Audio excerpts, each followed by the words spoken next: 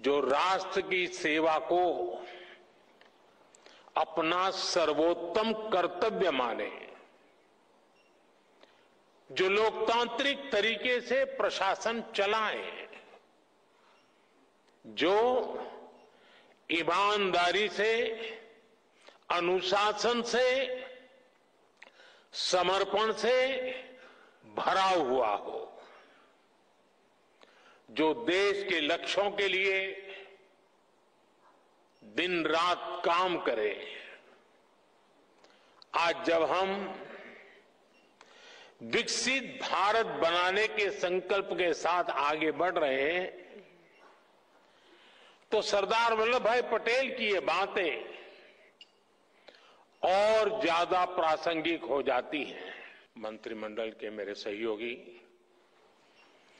Doctor Jitendra Singh ji, Shaktikanta Das ji, doctor Somanathan जी, अन्य वरिष्ठ अधिकारीगण, देश भर से जुड़े सिविल सर्विसेज के सभी साथी, देवी और सज्जनों, आप सभी को सिविल सर्विसेज डे की बहुत बहुत शुभकामनाएं।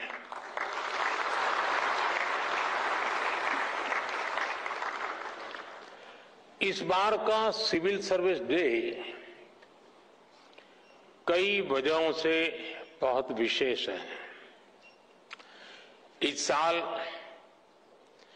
हम अपने संविधान का 75वां वर्ष मना रहे हैं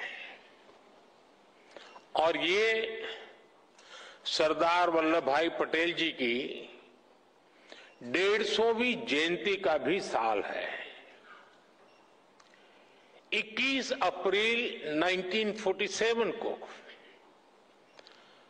सरदार वल्लभ भाई पटेल ने आप सभी को स्टील फ्रेम ऑफ इंडिया कहा था। उन्होंने स्वतंत्र भारत की ब्यूरोक्रेसी की नई मर्यादाएं तय की थी। एक ऐसा सिविल सर्वेंट जो राष्ट्र की सेवा को अपना सर्वोत्तम कर्तव्य माने, जो लोकतांत्रिक तरीके से प्रशासन चलाए, जो ईमानदारी से, अनुशासन से, समर्पण से भरा हुआ हो, जो देश के लक्ष्यों के लिए दिन रात काम करे। आज जब हम विकसित भारत बनाने के संकल्प के साथ आगे बढ़ रहे हैं, तो सरदार वल्लभ भाई पटेल की ये बातें और ज्यादा प्रासंगिक हो जाती हैं। मैं आज सरदार साहब के विजन को नमन करता हूं और उनको भावभीनी श्रद्धांजलि भी देता हूं।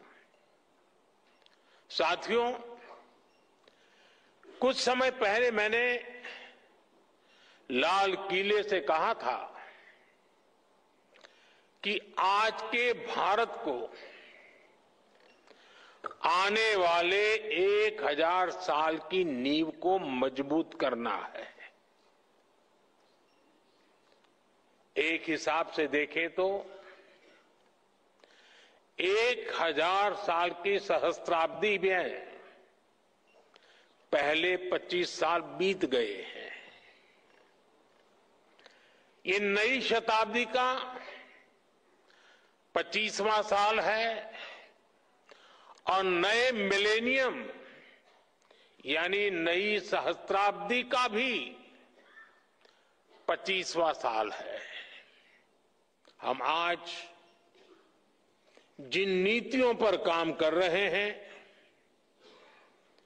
जो निर्णय ले रहे हैं, वो 1000 साल का भविष्य तय करने वाले हैं। हमारे शास्त्रों में कहा गया है, यथा ही एकेन चक्रेण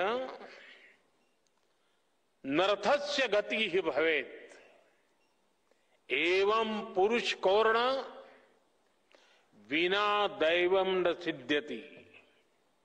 यानी जैसे एक चक्र से रथ नहीं चल सकता है, उसी प्रकार बिना मेहनत के सिर्फ भाग्य के भरोसे सफलता नहीं मिलती। विकसित भारत के हमारे लक्ष्य की प्राप्ति के लिए भी विकास रथ के हर चक्र को मिलकर चलना है। दृढ़ प्रतिज्ञ होकर हर दिन हर क्षण इस लक्ष्य के लिए काम करना है। लक्ष्य को प्राप्त करने के लिए जीना है, जिंदगी खपानी है। साथियों, आज हम पूरी दुनिया को तेज गति से बदलते हुए देख रहे हैं। अपने परिवार में भी आप देखते होंगे कि परिवार में अगर 10-15 साल का बच्चा है और जब उससे बात करते हैं तो आप फील करते हैं आप आउटडेटेड हैं। ये इसलिए होता है क्योंकि समय बहुत तेजी से बदल रहा है। हर 2-3 साल में गैजेट्स कैसे बदल रहे हैं, कुछ समझे सीखे उसके पहले नया आ जाता है। हमारे छोटे छोटे बच्चे इन तेज बदलावों के साथ बड़े हो रहे हैं। हमारी ब्यूरोक्रेसी, हमारा कामकाज, हमारी पॉलिसी मेकिंग भी पुराने ढर्रे पर नहीं चल सकती। इसलिए 2014 के बाद से देश में व्यवस्था परिवर्तन का एक बहुत बड़ा महायज्ञ शुरू हुआ है। हम इस तेज स्पीड के साथ खुद को तेजी से ढाल रहे हैं। आज भारत की एस्पिरेशनल सोसाइटी, भारत के युवा, भारत के किसान, भारत की महिलाएं, उनके सपनों की उड़ान आज जिस ऊंचाई पर है वो वाकई अभूतपूर्व है। इन अभूतपूर्व आकांक्षाओं की पूर्ति के लिए अभूतपूर्व गति भी आवश्यक है। आने वाले वर्षों में भारत कितने ही बड़े बड़े पड़ावों से गुजरेगा। एनर्जी सिक्योरिटी से जुड़े लक्ष्य, क्लीन एनर्जी से जुड़े लक्ष्य, स्पोर्ट्स से लेकर के स्पेस को लेकर, यानी ऐसे अनेक नए लक्ष्य हर सेक्टर में देश का परचम और नई ऊंचाइयों पर लहराना है। और ये जब मैं बात करता हूं तब, और देश जब सोचता है तब,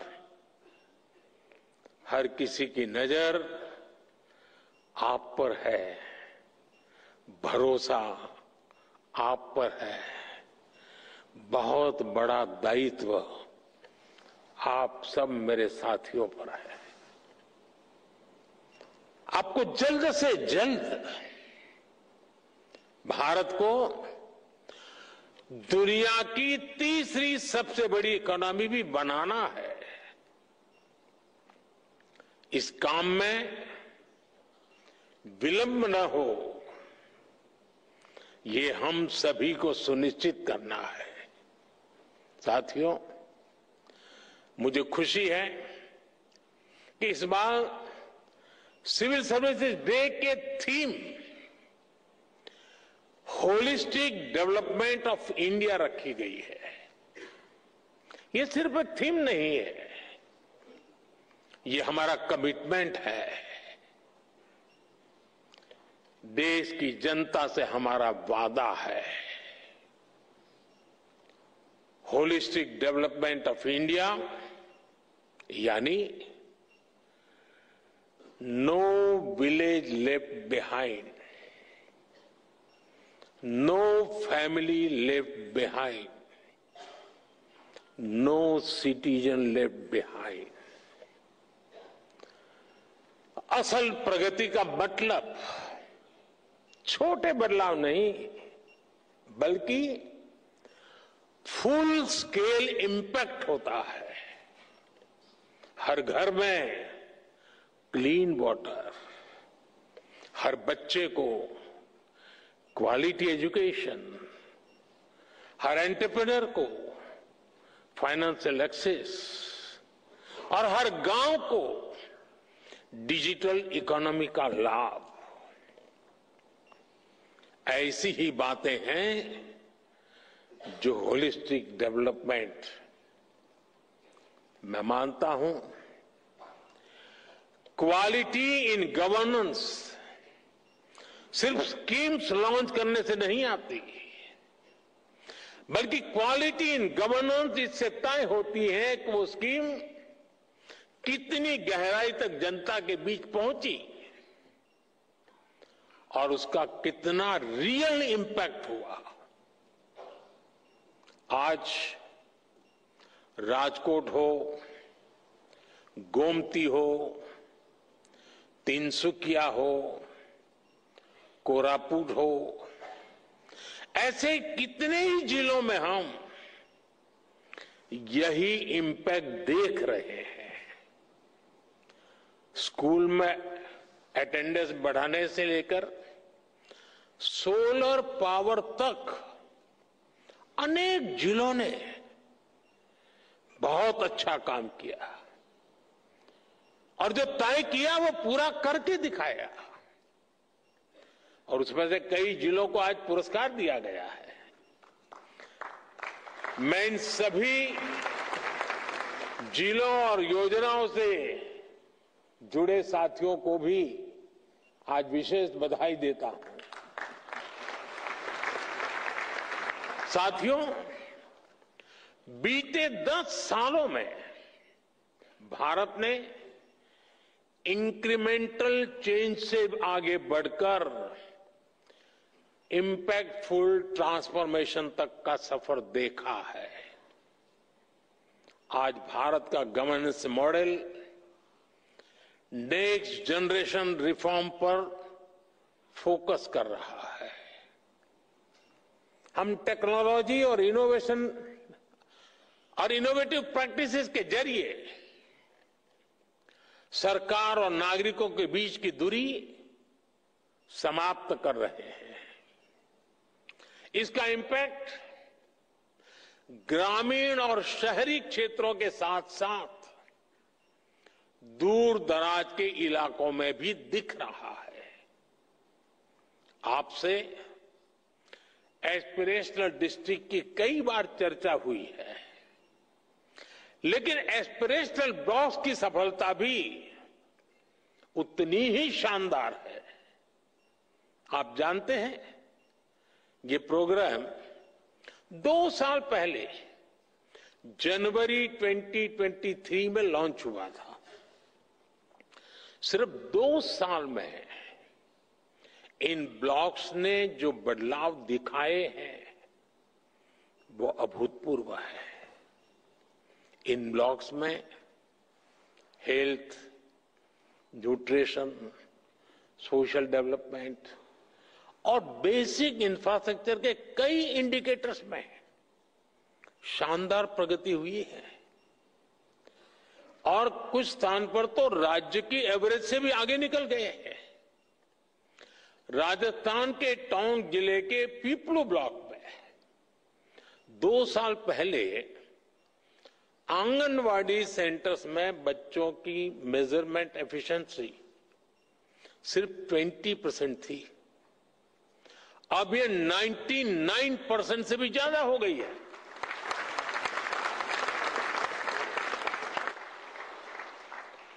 बिहार के भागलपुर में जगदीशपुर ब्लॉक है। वहां पहली तिमाही में ही गर्भवती महिलाओं का रजिस्ट्रेशन पहले सिर्फ 25% था, अब ये बढ़कर 90% से ज्यादा हो गया है। जम्मू कश्मीर के मारवाह ब्लॉक में इंस्टीट्यूशनल डिलीवरी की पहले 30% थी, जो बढ़कर के 100% हो चुकी हैं। झारखंड के गुरडी ब्लॉक में नल से जल का कनेक्शन 18% से बढ़कर के 100% हो गया है। ये सिर्फ आंकड़े नहीं है, ये लास्ट माइल डिलीवरी के हमारे संकल्प की सिद्धि को दिखाता है।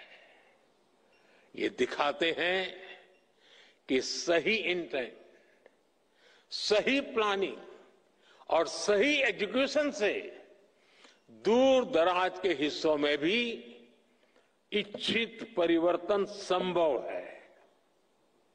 साथियों, पिछले 10 सालों में भारत ने कई ट्रांसफॉर्मेटिव बदलाव करके दिखाए हैं, उपलब्धियों की नई ऊंचाई को छुआ है। भारत आज सिर्फ ग्रोथ की वजह से नहीं जाना जा रहा, बल्कि गवर्नेंस, ट्रांसपेरेंसी और इनोवेशन के बेंचमार्क्स आज भारत सेट कर रहा है। G20 प्रेसिडेंसी भी इसका एक उदाहरण है। 60 से ज्यादा शहरों में 200 से ज्यादा मीटिंग्स, इतना बड़ा और इंक्लूसिव फुटप्रिंट G20 के इतिहास में पहली बार हुआ।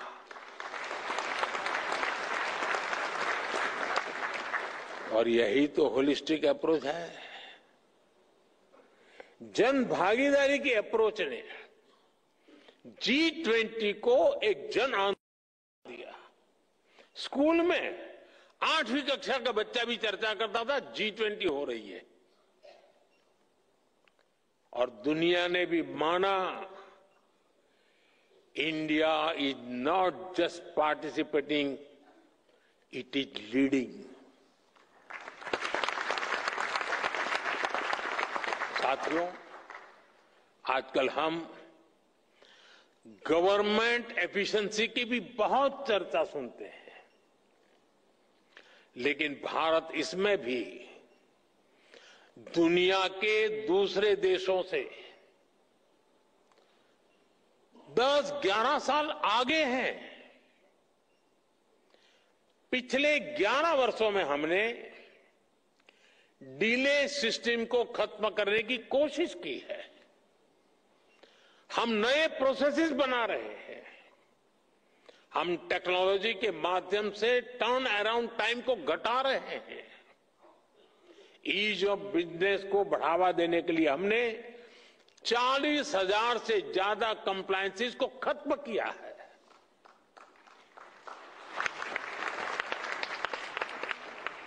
हमने 3400 से ज्यादा लीगल प्रोविजंस को भी डीक्रिमिनलाइज कर दिया है। मुझे याद है जब हम कंप्लायंसेस का बर्डन कम करने के लिए काम कर रहे थे, जब व्यापार कारोबार के दौरान होने वाली कुछ गलतियों को डीक्रिमिनलाइज कर रहे थे, तो मेरे लिए आश्चर्य था, कुछ कोने में विरोध के स्वर भी उठा करते थे। कई लोग कहते थे, आज तक नहीं हुआ, आप क्यों कर रहे हैं, चलता है चलने दो, इससे आपको क्या फर्क पड़ता है, कंप्लायंस करने दीजिए, आप क्यों अपना काम खुद बढ़ा रहे हैं। चारों तरफ से चर्चाएं चलती थी, दबाव आते थे, लेकिन जिस लक्ष्य को प्राप्त करना था, उस लक्ष्य का दबाव इन दबावों से ज्यादा था। और इसलिए हम दबावों से दबे नहीं, हम लक्ष्य के लिए चल पड़े। हम पुरानी लीक पकड़कर चलेंगे तो हमें नए परिणाम मिलना मुश्किल है। जब हम कुछ अलग करेंगे और तभी तो अलग परिणाम भी मिलेंगे। और आज इसी सोच की वजह से हमारी ease of doing business ranking में काफी सुधार हुआ है। आज दुनिया भारत में निवेश करने के लिए बहुत उत्सुक है और ये हमारा काम है कि हम अवसर जाने न दें। हमें इस अवसर का पूरा लाभ उठाना है। हमें राज्यों के स्तर पर, जिला और ब्लॉक स्तर पर रेड टेप की हर गुंजाइश को खत्म करना है। तभी आप राज्यों के स्तर पर, जिला स्तर पर अपने लक्ष्यों को प्राप्त कर पाएंगे। साथियों, पिछले 10-11 साल की देश की जो सफलताएं रही है, उन्होंने विकसित भारत की नींव को बहुत मजबूत किया है। आज देश इस मजबूत नींव पर विकसित भारत की भव्य इमारत का निर्माण शुरू कर रहा है। लेकिन निर्माण की इस प्रक्रिया में हमारे सामने चुनौतियां कम नहीं है। भारत अब दुनिया का सबसे अधिक जनसंख्या वाला देश बन चुका है। ऐसे में बेसिक सुविधाओं की सैचुरेशन हमारे लिए प्राथमिकता होनी चाहिए। आपको लास्ट माइल डिलीवरी पर हमेशा बहुत ज्यादा फोकस करते रहना है।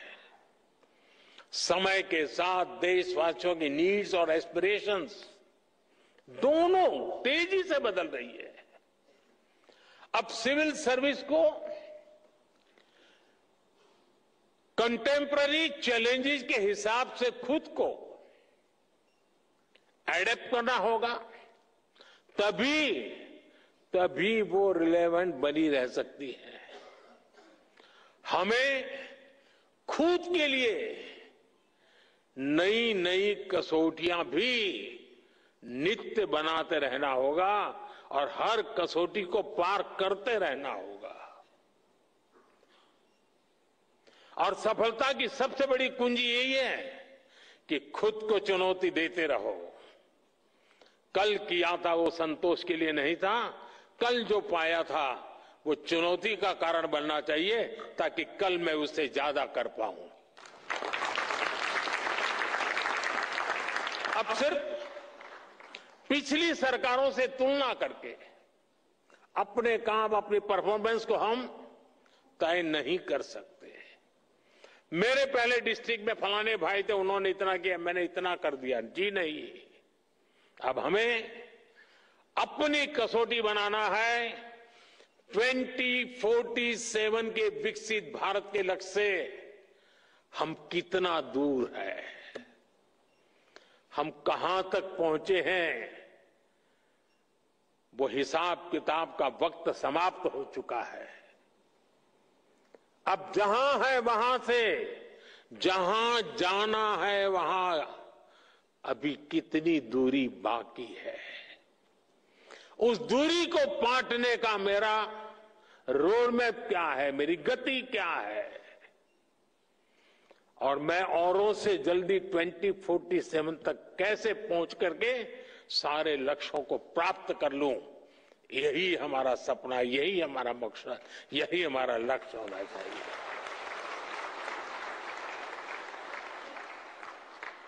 हमें हर सेक्टर में देखना होगा कि जो लक्ष्य हमने तय किए हैं, क्या उनको पाने के लिए हमारी वर्तमान स्पीड काफी है?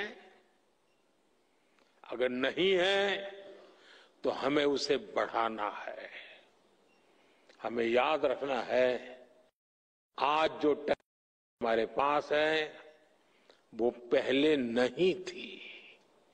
हमें टेक्नोलॉजी की ताकत के साथ आगे बढ़ना है। 10 साल में हमने 4 करोड़ गरीबों के लिए पक्के घर बनाए, लेकिन अभी 3 करोड़ नए घर बनाने का लक्ष्य हमारे सामने है। हमने 5-6 सालों में 12 करोड़ से ज्यादा ग्रामीण घरों को नल कनेक्शन से जोड़ा है। अब हमें जल्द से जल्द गांव के हर घर को नल कनेक्शन से जोड़ना है। 10 साल में हमने गरीबों के लिए 11 करोड़ से ज्यादा शौचालय बनाए। अब हमें वेस्ट मैनेजमेंट से जुड़े नए लक्ष्यों को जल्द से जल्द प्राप्त करना है। कोई सोच भी नहीं सकता था कि करोड़ों गरीबों को 5 लाख रुपए तक का मुफ्त इलाज मिलेगा। अब हमें देश की जनता में न्यूट्रिशन को लेकर नए संकल्पों को सिद्ध करना है। हमारा एक ही लक्ष्य होना चाहिए, 100% कवरेज, 100% इम्पैक्ट। इसी अप्रोच ने 10 साल में 25 करोड़ लोगों को गरीबी से बाहर निकाला है। यही अप्रोच भारत को गरीबी से पूरी तरह मुक्त करेगा। साथियों, एक दौर ऐसा था जब ब्यूरोक्रेसी का रोल एक रेगुलेटर का होता था, जो इंडस्ट्रियलाइजेशन और एंटरप्रेन्योरशिप की स्पीड को कंट्रोल करती थी। इस सोच से भी देश बहुत आगे निकल चुका है। आज हम ऐसा एनवायरनमेंट क्रिएट कर रहे हैं जो सिटीजन में एंटरप्राइज को प्रमोट करे और उन्हें हर बैरियर को क्रॉस करने में मदद दे। इसलिए सिविल सर्विस को एनेबलर बनाना होगा, सिर्फ रूल बुक के कीपर के रूप में ही नहीं, बल्कि ग्रोथ के फैसिलिटेटर के रूप में अपना विस्तार करना होगा। मैं आपको एमएसएमई सेक्टर का उदाहरण दूंगा। आप जानते हैं, देश ने मिशन मैन्युफैक्चरिंग शुरू किया है। इसकी सफलता का बहुत बड़ा आधार हमारा एमएसएमई सेक्टर है। आज दुनिया में हो रहे बदलावों के बीच हमारे एमएसएमईज, स्टार्टअप्स और युवा उद्यमियों के पास एक अभूतपूर्व ऐतिहासिक अवसर है। ऐसे में ये जरूरी है कि हम ग्लोबल सप्लाई चेन में अधिक कॉम्पिटिटिव बने। हमें यह भी याद रखना है कि एमएसएमईज का कंपटीशन सिर्फ छोटे एंटरप्रेन्योर से नहीं है, इनकी प्रतिस्पर्धा पूरी दुनिया से है। अगर एक छोटे से देश में किसी इंडस्ट्री के पास हमसे बेहतर ईज ऑफ कंप्लायंसेस है, तो वो हमारे देश के स्टार्टअप का ज्यादा मजबूती से मुकाबला करेगा। इसलिए हमें ये निरंतर देखना होगा कि ग्लोबल बेस्ट प्रैक्टिसेस में हम कहां स्टैंड कर रहे हैं। भारत के इंडस्ट्री का लक्ष्य अगर ग्लोबली बेस्ट प्रोडक्ट बनाने का है तो भारत की ब्यूरोक्रेसी का लक्ष्य दुनिया में सबसे best ease of compliances environment देने का होना चाहिए।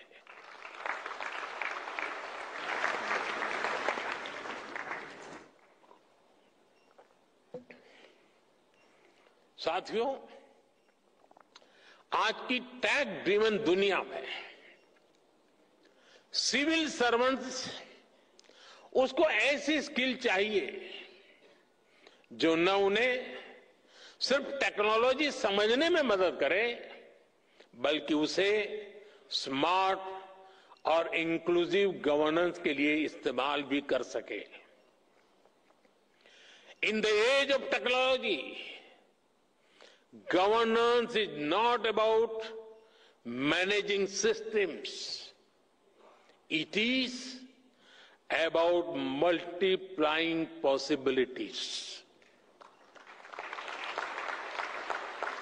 हमें टैक्स से भी होना पड़ेगा ताकि हर पॉलिसी और स्कीम को टेक्नोलॉजी के जरिए ज्यादा एफिशिएंट और एक्सेसिबल बनाया जा सके।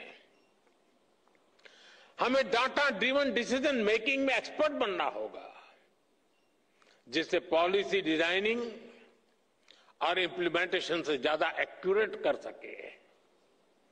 आजकल आप देख रहे हैं कि आर्टिफिशियल इंटेलिजेंस और क्वांटम फिजिक्स कितनी तेजी से विकसित हो रही है। जल्दी ही टेक्नोलॉजी के यूज में एक नया रिवॉल्यूशन आएगा। ये उस डिजिटल और इंफॉर्मेशन एज से कहीं आगे होगा जिनसे आज जिससे परिचित है उससे भी आपको फ्यूचर की टेक्नोलॉजी रिवॉल्यूशन के लिए खुद को तैयार करना होगा। पूरी सिस्टम को तैयार करने की व्यवस्था भी विकसित करनी पड़ेगी ताकि हम नागरिकों को बेस्ट सर्विस भी दे पाएं और उनके एस्पिरेशंस को भी पूरा कर सके। हमें सिविल सर्वेंट्स की क्षमता को बढ़ाना होगा ताकि हम एक फ्यूचर रेडी सिविल सर्विस तैयार कर सके। और इसलिए मिशन कर्मयोगी और civil service capacity building programme, और जिसका जिक्र हमारे कैप्सेक ने अभी किया, मैं इन दोनों को मेरे लिए वो बहुत अहम मानता हूं। साथियों, तेजी से बदलते समय में हमें ग्लोबल चैलेंजेस पर भी गहरी नजर रखनी है। आप देख रहे हैं फूड, वाटर और एनर्जी सिक्योरिटी अब भी बड़ी चुनौती बनी हुई है। विशेष रूप से ग्लोबल साउथ के लिए ये बहुत बड़ा संकट है। लंबे समय से चल रहे संघर्षों के कारण कई देशों में हालात और मुश्किल होते जा रहे हैं। इसका असर लोगों पर पड़ता है, रोजमर्रा के जीवन पर पड़ता है। डोमेस्टिक और एक्सटर्नल पहलुओं के बीच बढ़ते इंटरकनेक्शन को हमें समझना हुए हमें अपनी रीति और रीति को बदलना होगा। हमें आगे बढ़ना होगा।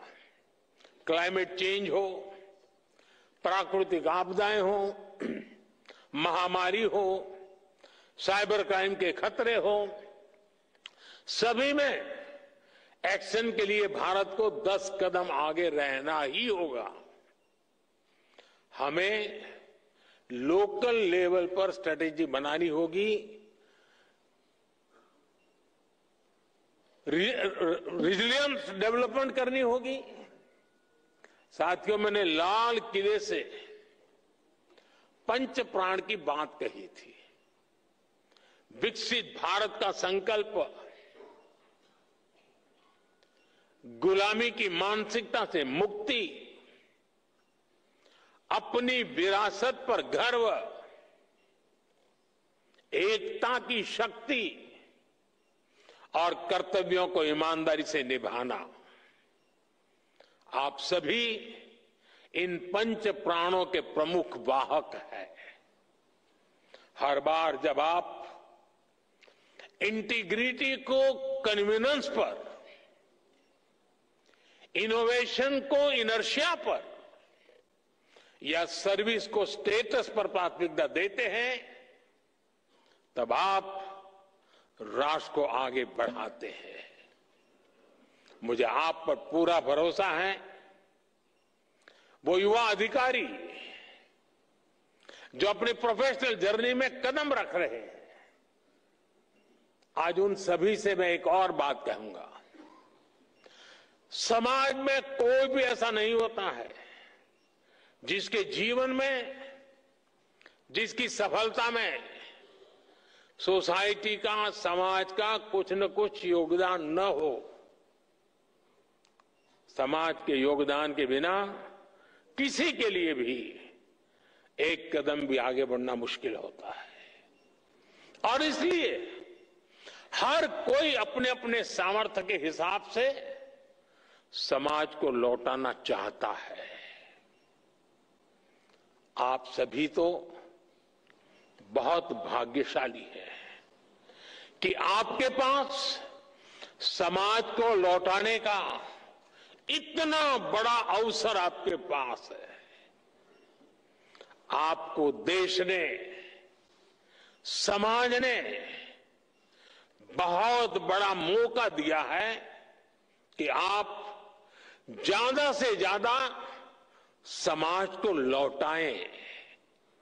साथियों, ये वक्त सिविल सर्वेंट्स के रिफॉर्म को री इमेजिन करने का है।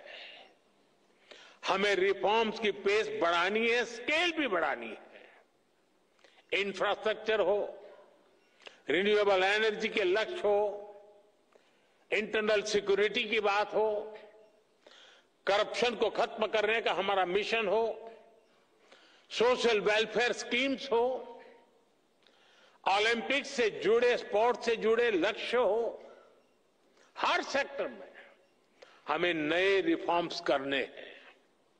हमने अब तक जितना अचीव किया है, अब उससे भी कई गुना ज्यादा हासिल करके दिखाना है। और इन सब के बीच हम सबको हमेशा हमेशा एक बात याद रखनी है, no matter how technology driven the world becomes, we should never forget the importance of human judgment.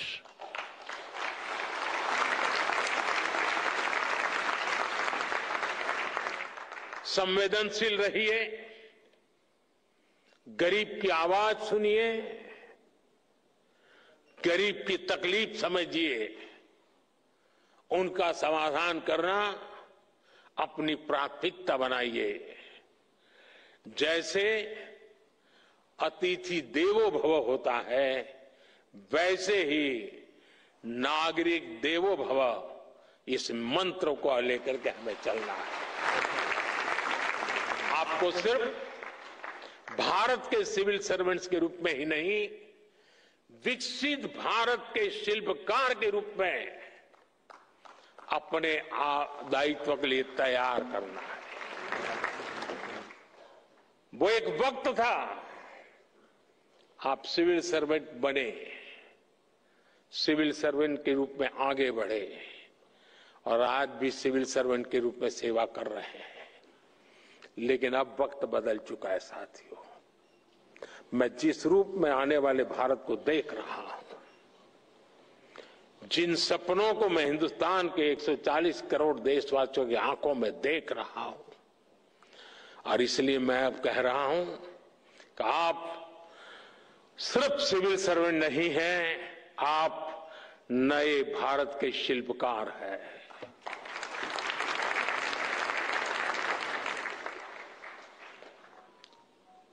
शिल्पकार का उस दायित्व निभाने के लिए हम स्वयं को सक्षम बनाएं, हम समय को लक्ष्य के लिए समर्पित करें, हर सामान्य व्यक्ति के सपनों को खुद के सपने बना करके जिए। आप देखिए, विकसित भारत आपकी आंखों के सामने आप देख पाएंगे। मैं आज लेक्चर कर रहा हूं तब मेरी नजर एक छोटी सी गुड़िया पर गई, वहां बैठी है। हो सकता है वो 2047 में शायद यहां कहीं बैठी होगी। ये सपने हमारे होने चाहिए। विकसित भारत का यही हमारा लक्ष्य होना चाहिए। बहुत बहुत शुभकामनाएं, बहुत बहुत धन्यवाद।